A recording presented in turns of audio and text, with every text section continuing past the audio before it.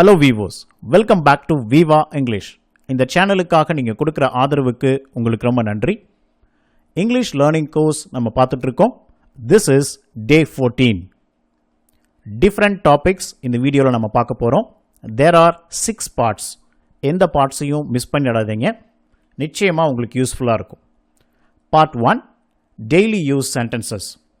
Okay, let's get started. எங்கே போனாலும் நீ திரும்பி இங்கே தான் வரணும். Wherever you go, you have to come back here. எங்கே போனாலும் நீ திரும்பி எங்கிட்ட வருவ. Wherever you go, you will come back to me. இப்படியும் சொல்வோம். எங்கே போனாலும் நீ திரும்பி இங்கே தான் வந்தாகணும். Wherever you go, you have to come back here. இப்போ உங்களுக்கு ஒரு டிப்ஸ். wherever you goக்கு பதிலாக no matter where you go இதையும் யூஸ் பண்ணலாம். it doesn't matter where you go இதையும் நீங்கள் பயன்படுத்திக்கலாம். எல்லாமே ஒரே அர்த்தம் தான். நெக்ஸ்ட், ஒரு உரையாடலில் அது போதுங்க, அதுக்கு மேலே வேண்டாம், இல்லை இது போதுமானது அப்படின்னு சொன்னீங்கன்னா that will do இந்த ஒரு ஃப்ரேஸை நீங்கள் பயன்படுத்திக்கலாம். கொஞ்சம் அட்வான்ஸ்டாக இருக்கும். இல்லை சிம்பிளாக பயன்படுத்தணும்னா that's enough-னு நீங்கள் சொல்லலாம். இன்னொரு ஆப்ஷன் கூட இருக்குது, no more is needed. இது நம்ம அதிகமாக பயன்படுத்த மாட்டோம். எத்தனை மணிக்கு கிளம்புறேன்னு சொன்னானா? did he tell you what time he leaves? பதில் he didn't, அவன் சொல்லலை. இல்லைனா he told he would inform, சொல்கிறேன்னு சொன்னான், இன்ஃபார்ம் பண்ணுறேன்னு சொன்னான். உனக்கு எந்த வயசில் திருமணமாச்சு? இல்லைனா உங்களுக்கு. At what age did you get married? எந்த வயசில் திருமணம் செய்கிறதா பிளான் பண்ணுறீங்க? At what age are you planning to get married? உங்களுக்கு கல்யாணமாகி எத்தனை வருஷங்கள் ஆச்சு? How many years have you been married? அவனுக்கு 30 வயசு தாங்க இருக்கும், ஆனால் வயசான மாதிரி தெரிகிறான். he is just 30 years old but he looks aged. Okay, part 2, sample conversation. ஒரு உரையாடல் முறையில் இருக்கும். வெளிநாட்டில் வேலை செய்ய பிளான் பண்ணுறியா? are you planning to work abroad? நான் அதை பற்றி இன்னும் அதிகமாக யோசிக்கலை. I haven't given it much thought. உங்களுக்கு அந்த விஷயம் தெரிய வந்துச்சா? Did you happen to know that matter? கவனிச்சிங்களா? தெரிய வந்துச்சான்னு கேட்கும்போது happen to knowன்ற phrase யூஸ் பண்ணுறோம். எதை பற்றி நீங்கள் பேசிகிட்டு இருக்கீங்க? What are you talking about? எல்லாரும் உங்களுக்கும் தெரியும்னு சொல்கிறாங்க. Everyone says you know it too. என்னன்னு சொல்லுங்க. Tell me what it is. அதுக்கப்புறம் நாம் பார்க்கலாம். We will see then. அவர் ரொம்ப திமிரு பிடிச்சவருங்க. He is very arrogant. நான் அவரை அப்படி பார்க்கல. That's not how I see him. அது அதிக விலையா? ரொம்ப விலையா? Is that overpriced? இல்லை, அது நியாயமான விலைதான்.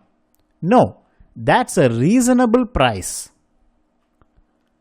ஏன் அங்கேயும் இங்கேயும் நடந்துட்டு இருக்கீங்க? Why are you walking here and there? எதையோ மறந்துட்டேங்க. I forgotten something. Okay, part 3, rather than getting எப்படி யூஸ் பண்ணுறதுன்னு பார்க்க போகிறோம். பதட்டம் ஆகிறத விட rather than getting nervous என்ன செய்யறதுன்னு யோசி. Think about what to do next. உணர்ச்சி வசப்படுறதை விட rather than getting carried away அமைதியாயிரு. Stay calm. குழம்புறதை விட rather than getting confused நான் சொல்கிறத கேளு. Listen to what I say. கோபப்படுறதை விட rather than getting angry அமைதியாக இருக்கிறது நல்லது. It is better to be quiet. பயப்படுறதை விட rather than getting scared தைரியமாயிரு. Be brave. புண்படுறதை விட rather than getting offended, அதை கண்டுக்காம விட்டுடு. Just neglect it. Okay, part 4 கொலோகேஷன்ஸ் பார்க்க போகிறோம். ஒரு சேர அமையும் சொற்களை பார்க்க போகிறோம். உண்மையான நண்பர்கள் கோல் மூட்ட மாட்டாங்க. True friends don't tell on each other. So collocation பார்த்தீங்கன்னா tell on. அதை செய்கிறத நீ நிறுத்தலைன்னா நான் உன்னை பற்றி சொல்லி வச்சிருவேன்றதுக்கும் டெல் ஆன் நம்ம யூஸ் பண்ணலாம். If you don't stop doing it, I am going to tell on you. வாழ்க்கையை ஓட்டுறதே அவனுக்கு கஷ்டமாக இருக்குது, இல்லைன்னா வாழ்க்கையை நடத்துகிறதே எனக்கு கஷ்டமாக இருக்குது. எப்படி சொல்லலாம்? I find it difficult to make a living. இதில் நீங்கள் அவனுக்குன்னு போட்டிங்கன்னா ஐக்கு பதிலாக ஹீ போட்டுக்கோங்க, ஃபைண்டுக்கு பதிலாக finds. He finds it difficult to make a living. So இங்கே கொலோகேஷன் மேக் அ லிவிங், வாழ்க்கையை நடத்து. இப்போ பாருங்கள், அவன் நல்ல வசதியான வாழ்க்கை வாழ்கிறான், நடத்துகிறான். ஒரே ஒரு வேர்டை சேர்த்துட்டிங்கன்னா போதும், good. He makes a good living. அதை நோட் பண்ணி வச்சுக்கோ, அப்போ நீ மறக்க மாட்ட. Make a note of it, then you won't forget it. அதை நோட் பண்ணி வச்சுக்கிறேன், இல்லைன்னா மறந்துடுவேன்.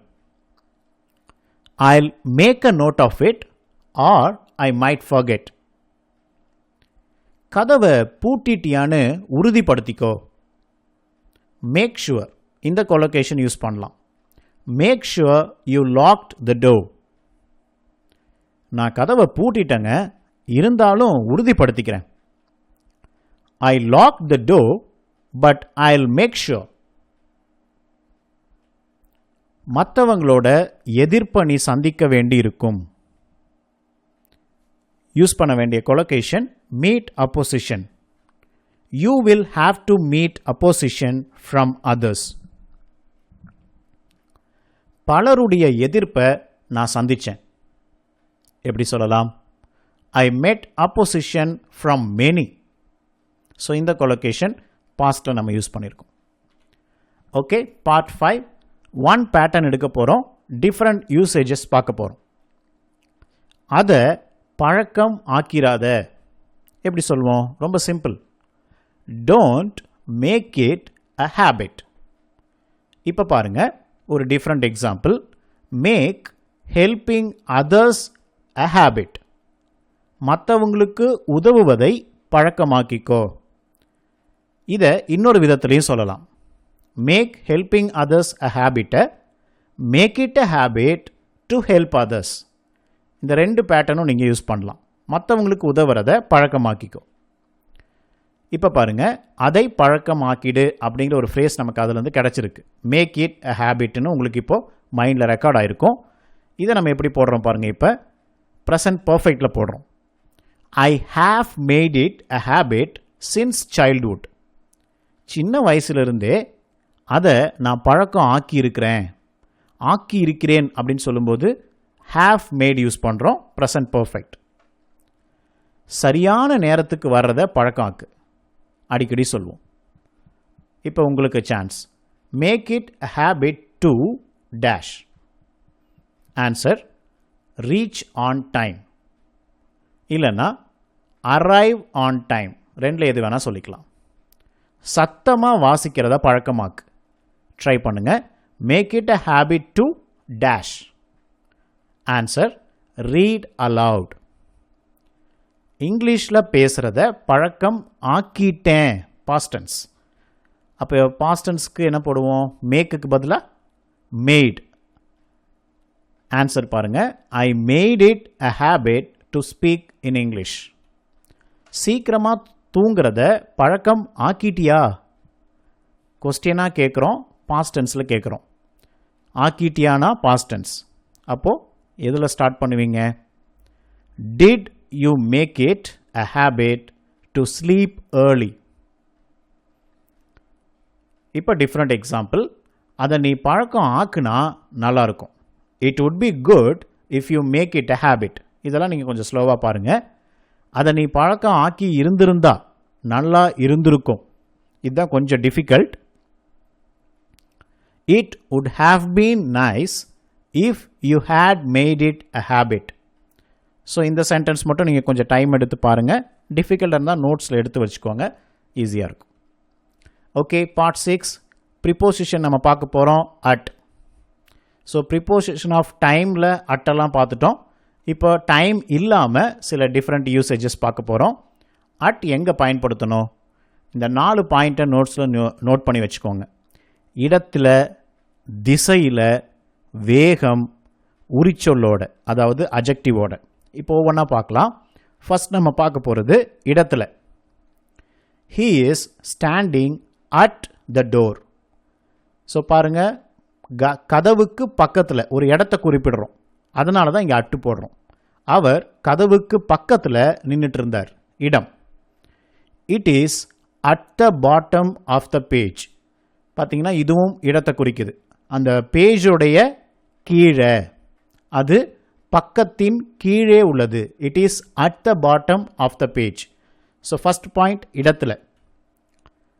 இப்போ different examples. He is working at Dell. So Dell என்ற கம்பெனி இருக்கிற இடத்துல, அந்த பில்டிங்கில் அவர் ஒர்க் பண்ணுறாரு. இடம் இல்லைன்னா அந்த கம்பெனி, அப்படி சொல்லும்போதும் அட் வரும். He was at the bus stand. So bus நிற்கும் இடம், அங்கே அவர் இருந்தார்.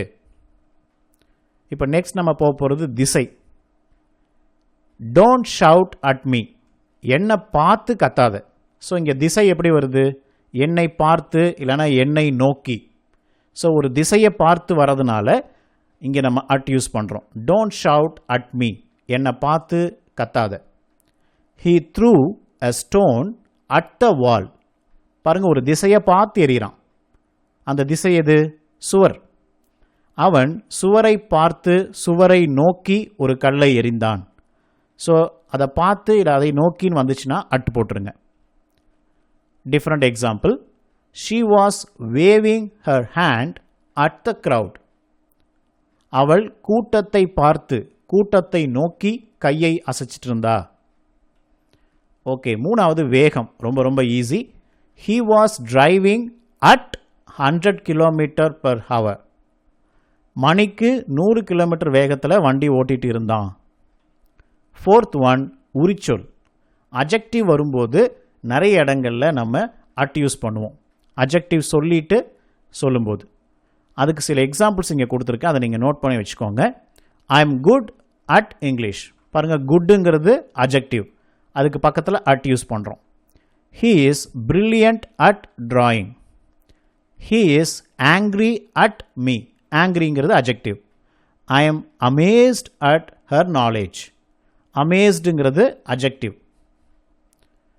இங்கே உங்களுக்கு டிஃப்ரெண்ட் கொலோகேஷன்ஸ் கொடுத்துருக்கேன், இதை நீங்கள் நோட்ஸில் நோட் பண்ணிக்கோங்க. இதெல்லாம் வரும்போது பக்கத்தில் அட்டு தான் வரும். Annoyed at, awful at, bad at, clever at, disappointed at, excited at, mad at, skilled at, terrible at.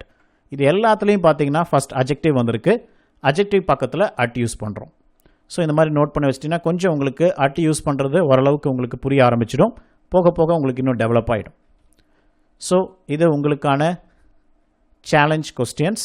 எல்லா பார்ட்ஸ்லேருந்தும் செலக்ட் பண்ணியிருக்கேன். இந்த பேஜ் நீங்கள் பார்த்து ஒவ்வொரு கொஸ்டினாக நீங்கள் ஆன்சர் பண்ணுங்கள். If you are willing to put it in the comment box, you can put. நீங்கள் comment பாக்ஸில் ஆன்சர்ஸ் போட விரும்புனீங்கன்னா நீங்கள் போடலாம். ஸோ நிச்சயமாக உங்களுக்கு ரீகால் பண்ணுறதுக்கு ஈஸியாக இருக்கும். ஏதாவது கொஸ்டினுக்கு உங்களுக்கு ஆன்சர் தெரிலனா ஜஸ்ட் ரிப்பீட்டடாக அதை பாருங்கள், ஆன்சர் நீங்கள் கண்டுபிடிங்க. ஸோ ரைட்டாக நீங்கள் ஆன்சர் போடும்போது நிச்சயமாக உங்கள் கான்ஃபிடன்ஸ் லெவல் இன்க்ரீஸ் ஆகும், உங்கள் மெமரி பவர் இன்க்ரீஸ் ஆகும். So enjoy it. Thank you viewers. Don't forget to subscribe. என்னுடைய புது சப்ஸ்கிரைபர்ஸ்க்கு ஒரு சின்ன விஷயம், என்னுடைய சேனலில் டிஃப்ரெண்ட் பிளேலிஸ்ட் இருக்குது. ஸோ ப்ளீஸ் அதை செக் பண்ணி பாருங்கள். டிஃப்ரெண்ட் கைண்ட் ஆஃப் வீடியோஸ் உங்களுக்கு கிடைக்கும், ரொம்பவே யூஸ்ஃபுல்லாக இருக்கும். இந்த சேனல் வீடியோ உங்களுக்கு பிடிச்சிருந்துச்சுன்னா உங்கள் ஃப்ரெண்ட்ஸ்க்கும் ஷேர் பண்ணுங்கள்.